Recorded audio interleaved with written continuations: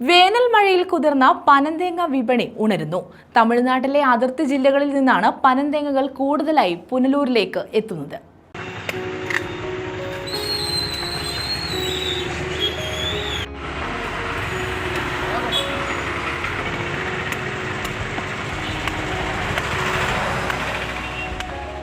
ചൂടുകനത്തതോടെ പുനലൂരിൽ പനന്തേങ്ങ വിപണി സജീവമായി. തമിഴ്നാട് ചെങ്കോട്ട, തിരുനെൽവേലി എന്നിവിടങ്ങളിൽ നിന്നാണ് ഈ പനന്തേങ്ങകൾ പുനലൂരിലേക്ക് എത്തുന്നത്.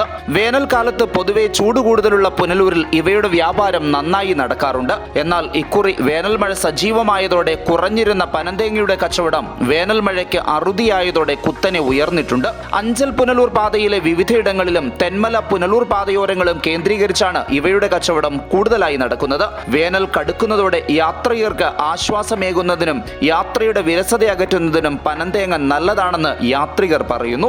ഒരു പനന്തേങ്ങയ്ക്ക് 30 രൂപയും ഇത് പൊട്ടിച്ച് 10 പീസാക്കി നൽകുന്നതിന് 100 രൂപയും നിരക്കിലാണ് ഇവിടെ കച്ചവടം നടക്കുന്നത്. കേരളത്തിലെ ചൂടിലേക്ക് വന്നിറങ്ങുന്ന പനന്തേങ്ങയെ യാത്രികർ യാത്രയോളം ഇഷ്ടപ്പെടുന്നുണ്ട്. അതുകൊണ്ട് തന്നെ പനന്തേങ്ങ വിപണിയിൽ ഇക്കുറിയുണ്ടായ നഷ്ടം ഇനിയുള്ള ദിവസങ്ങളിൽ നികത്താനാകുമെന്ന ശുഭപ്രതീക്ഷയിലാണ് കച്ചവടക്കാർ. News bureau, Punalur.